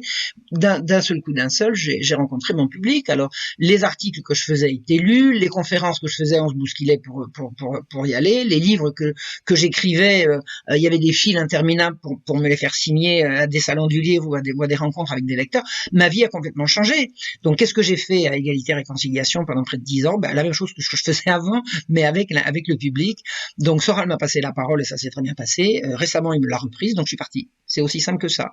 Tu me donnes la parole, on est bien. Tu me la retires, je m'en vais. Voilà, et c'est comme ça que ça s'est terminé. Je vois par exemple qu'une personne merveilleuse comme Ariane Guirand, si j'avais pas écrit les droits sexuels que Jean-Michel Vernochet m'a demandé d'écrire récemment, si j'avais pas écrit les droits sexuels et si des gens n'étaient pas allés la voir en lui disant Ariane, il y a une dame qui s'appelle Marion Sigaud qui a écrit un truc qui s'appelle les droits sexuels, c'est pour toi, eh bien elle y aurait probablement pas mis le nez, en tout cas pas avant des années. Donc en fait le travail que je fais, le travail que j'ai fait toutes ces dernières années, il suit son cours, il a son efficacité.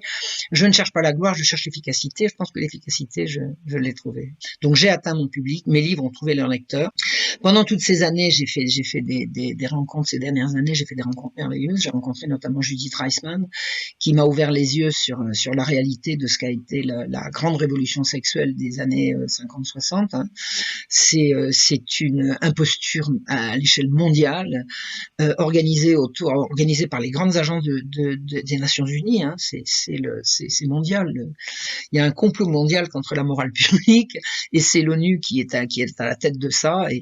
Et c'est d'abord l'Institut Rockefeller, mais ensuite beaucoup les grandes agences des Nations Unies qui ont relayé le pseudo-travail d'Alfred Kinsey, qui était un pervers sexuel et qui a ouvert un boulevard pour toutes les perversions sexuelles et essentiellement les perversions sexuelles en direction des enfants, dont monsieur Kinsey a prétendu qu'ils avaient droit à leur sexualité sans qu'on les embête, quoi.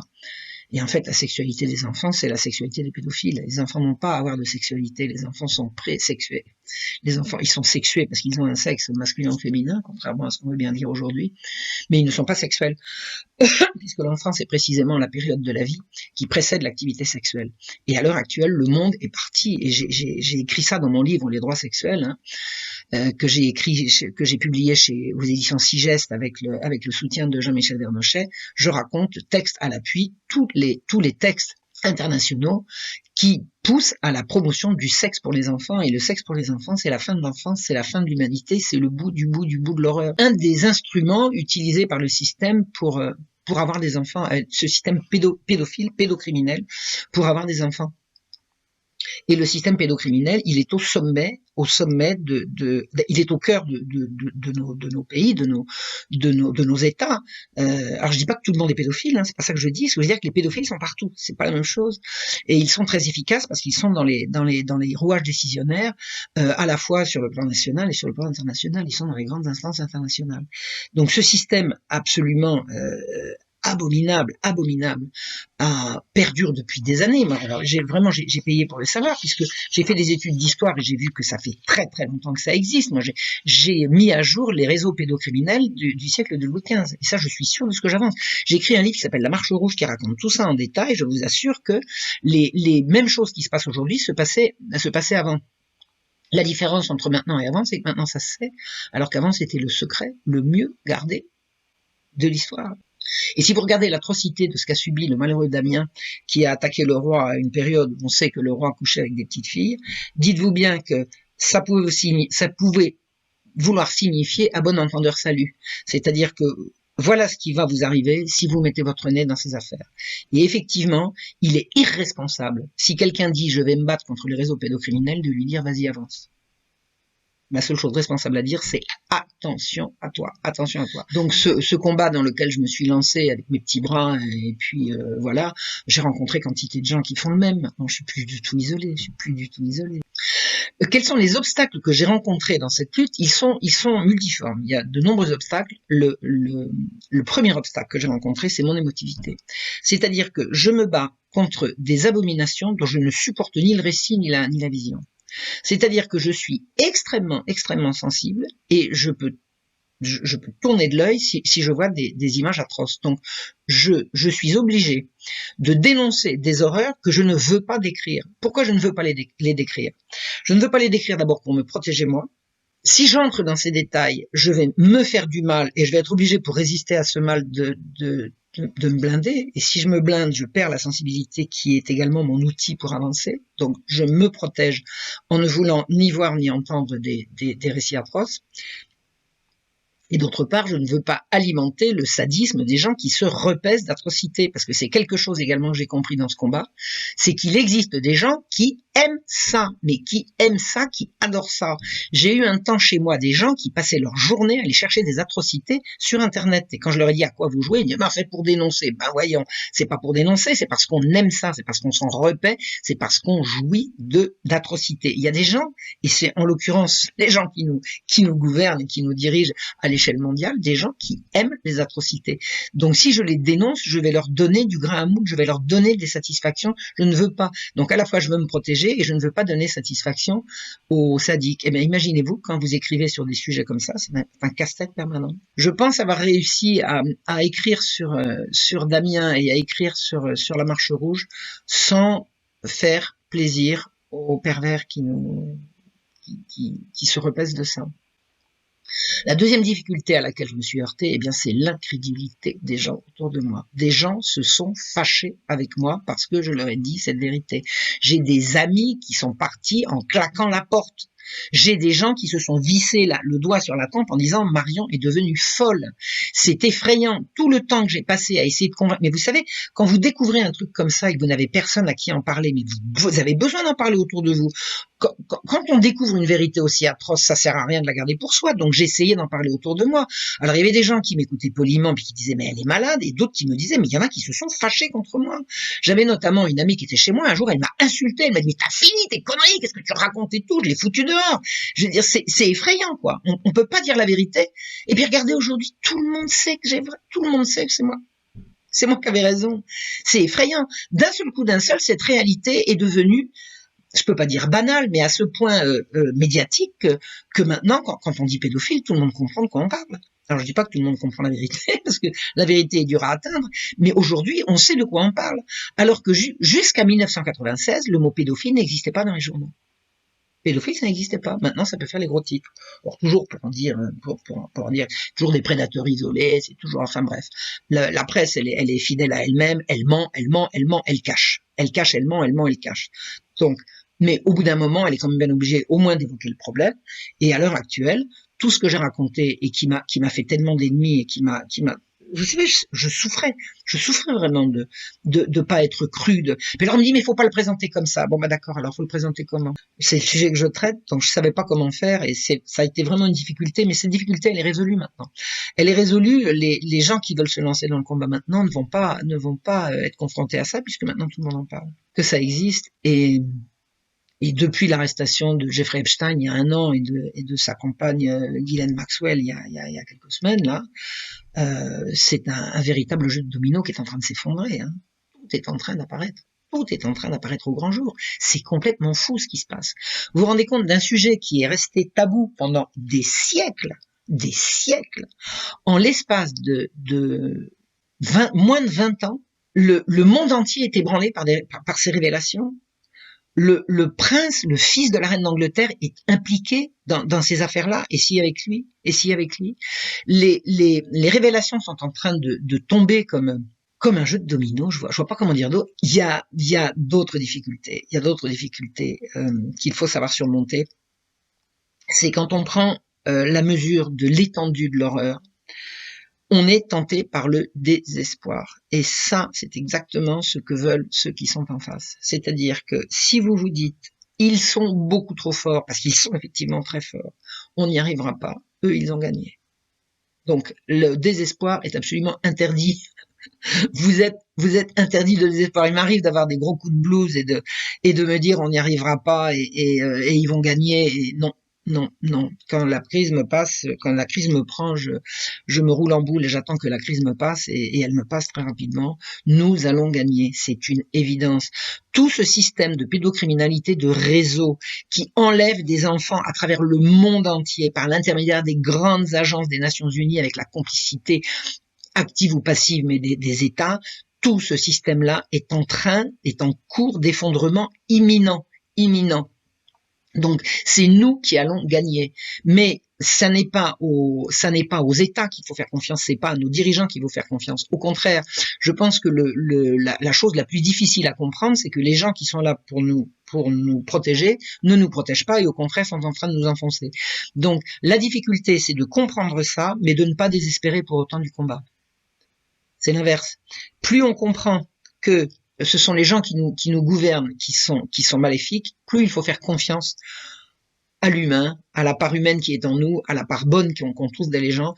Et surtout, un conseil que je peux donner, n'essayez jamais de convaincre quelqu'un qui ne veut pas vous entendre. Ça ne sert à rien. Plus vous allez essayer de le convaincre, plus il va se fermer. Alors, la chose la plus efficace, c'est celle que j'ai faite, et je vous assure que ça marche. Vous énoncez, et ensuite vous partez. Vous laissez les choses faire leur chemin, et elles le font.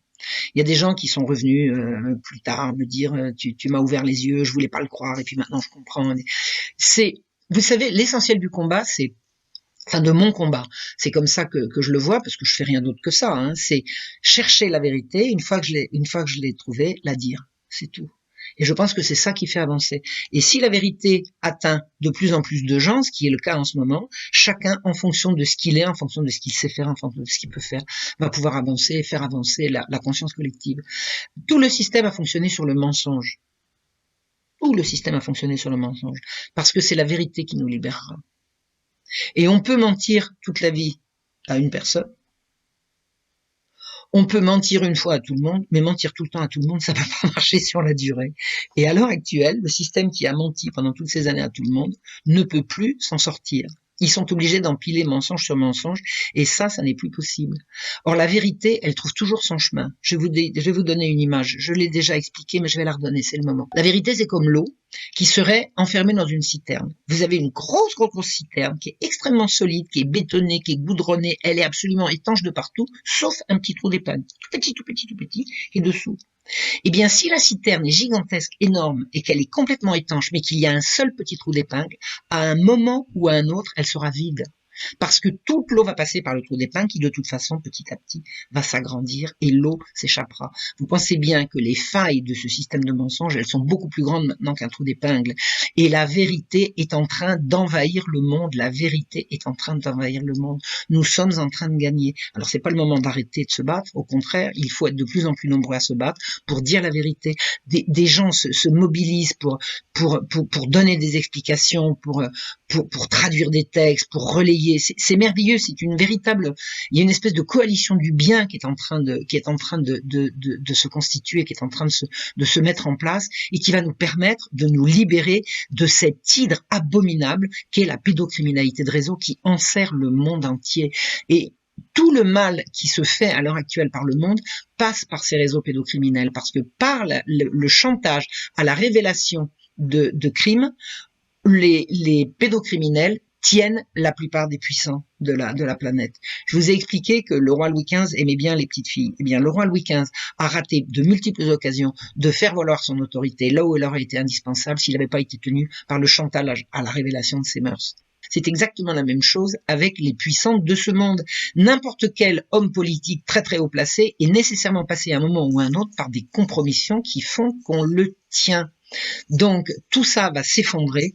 C'est une grande chaîne qui est en train de se constituer et qui a besoin de bonne volonté pour chercher la vérité et la dire, chercher la vérité et la dire. C'est par la vérité qu'on gagnera. On est en train de gagner, on a bientôt gagné. La seule inconnue, c'est quand et surtout à quel prix. Moi, je sais pas si je sortirai vivante de ce truc-là. Je sais pas si je verrai la libération. Je m'en fiche. J'aimerais bien voir la libération, j'aimerais bien voir l'issue, mais le sens du combat, c'est pas pour voir le résultat, c'est pour y avoir contribué. C'est pour contribuer au résultat. Nous sommes responsables, collectivement, du bien commun, de la restitution du bien commun, du rétablissement du bien commun.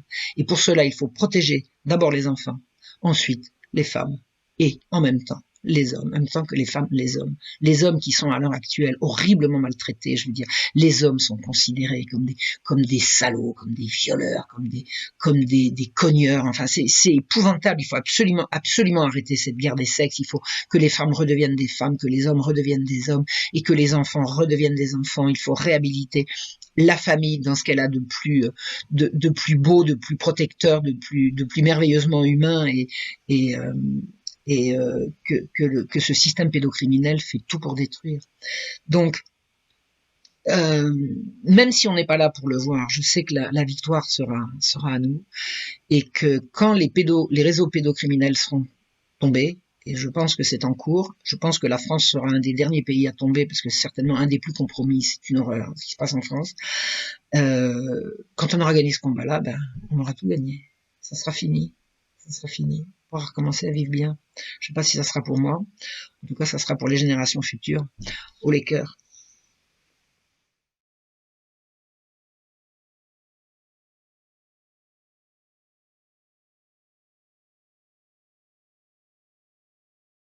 Dans la lutte contre la pédocriminalité, je réponds au pseudo de Lambert.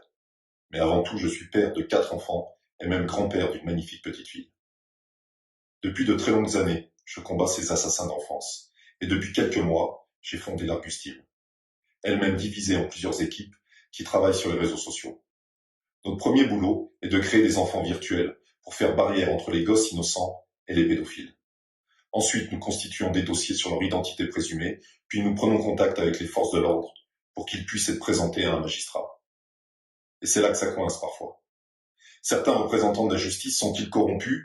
Sont-ils liés à des mouvements pédophiles ou auraient-ils eux-mêmes des perversions aussi ignobles? Aujourd'hui, il m'est impossible de le dire. Par contre, j'affirme que certains magistrats ont refusé de prendre en compte des signalements que je leur ai moi-même apportés sur des dangereux pervers. Il y a moins d'une semaine, c'est pourtant même avec l'appui d'un OPJ qui a téléphoné pour appuyer mon dossier et mettre encore plus la lumière sur un multirécidiviste violeur d'enfants que j'ai reçu une fin de non-recevoir. Autre cas en Belgique, il y a 5 mois. J'ai amené à un procureur du roi un dossier sur un homme qui non seulement voulait violer des enfants, mais qui sur une vidéo postée sur un réseau social déclare vouloir tuer des enfants de 10 ans et violer leurs cadavres. À ce jour, il n'a toujours pas été interpellé. Et ne me parlez pas d'enquête en cours, c'est faux, rien n'a été fait. Pourquoi? Qui les protège? Peut-on réellement parler de réseau étatique? Je ne saurais l'affirmer. Mais ce qui est sûr, et encore plus aujourd'hui en France, avec les nouvelles nominations au gouvernement, c'est qu'un message très négatif est donné aux victimes. Aujourd'hui, la société est accro au voyeurisme, à la télé-réalité, à la mode, quelle que soit sa forme. Il faut aller vite et être percutant pour retenir l'attention. Mais comment être plus percutant et rapide qu'un pédocriminel pour que la population prenne acte et cause pour ce fléau? Beaucoup de personnes détournent la tête par peur d'y être confrontées, par peur de voir la vérité. Il n'y a pourtant généralement pas de théorie du complot dans ce sujet. Tout y est déjà assez sordide. Réveillez-vous s'il vous plaît, je vous en conjure. C'est mon enfant, c'est votre enfant, ce sont nos enfants que ces assassins d'enfance détruisent chaque jour.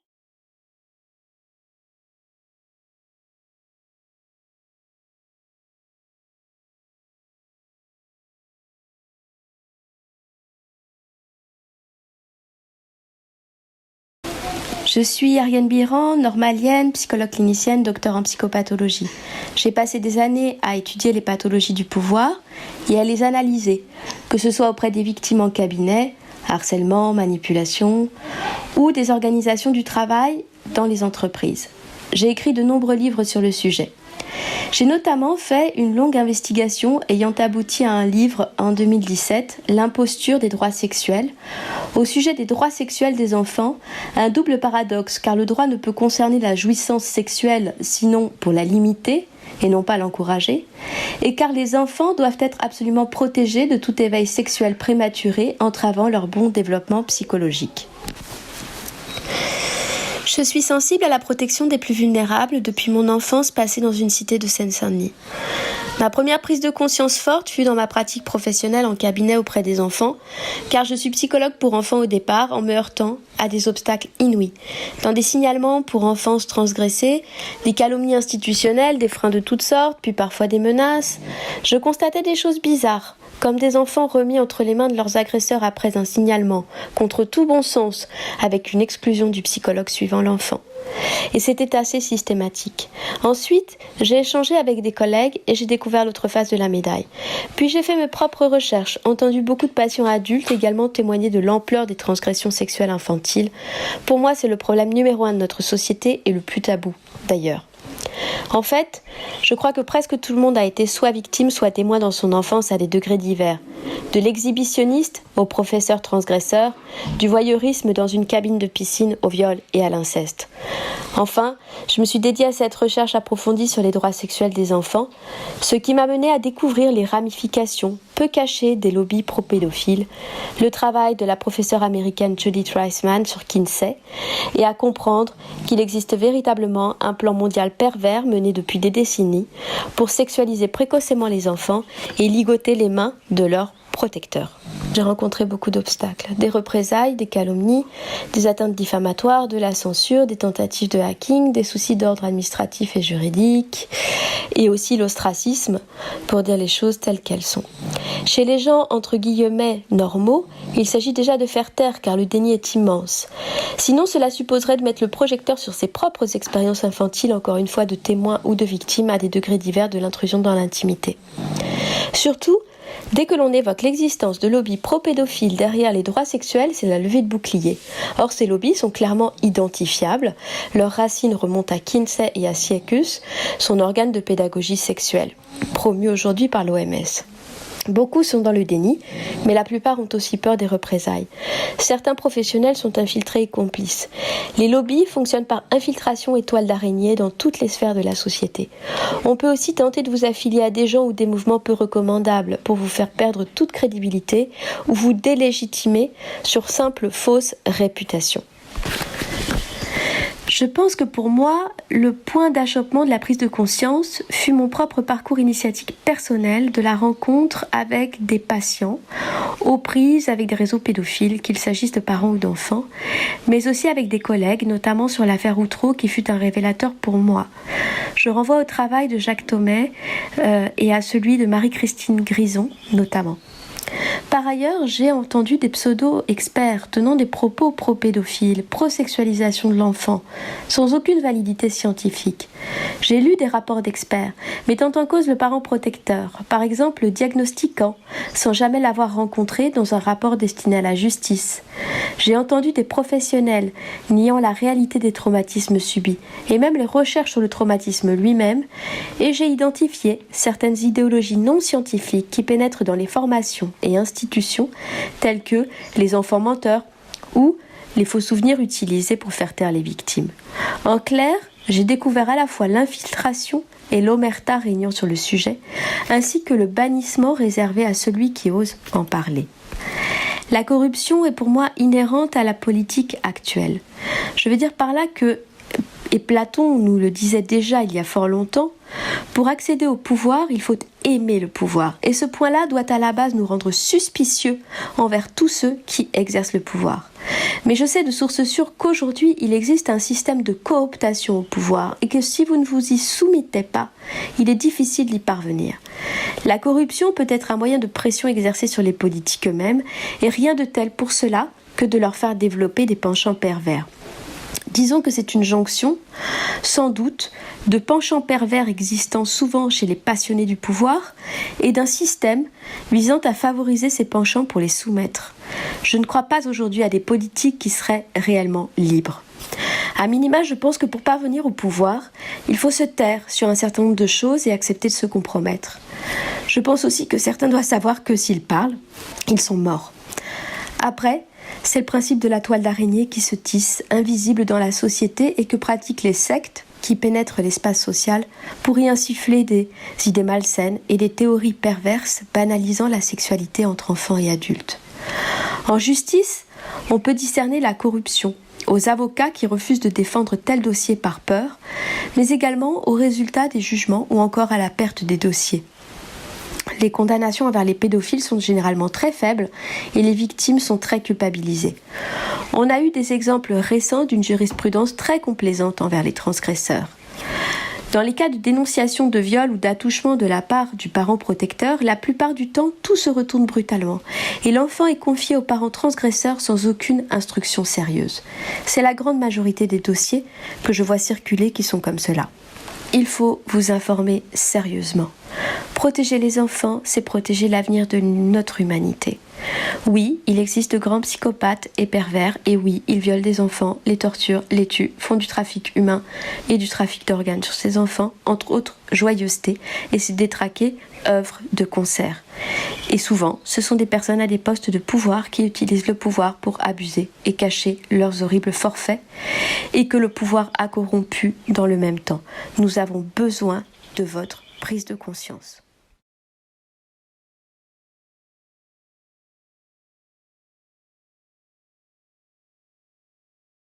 On s'aperçoit très rapidement que les réseaux de trafic d'armes, de drogue, d'organes, d'argent, des mafias bancaires, sont tous reliés entre eux par un dénominateur commun, qui est l'élite gouvernementale et judiciaire.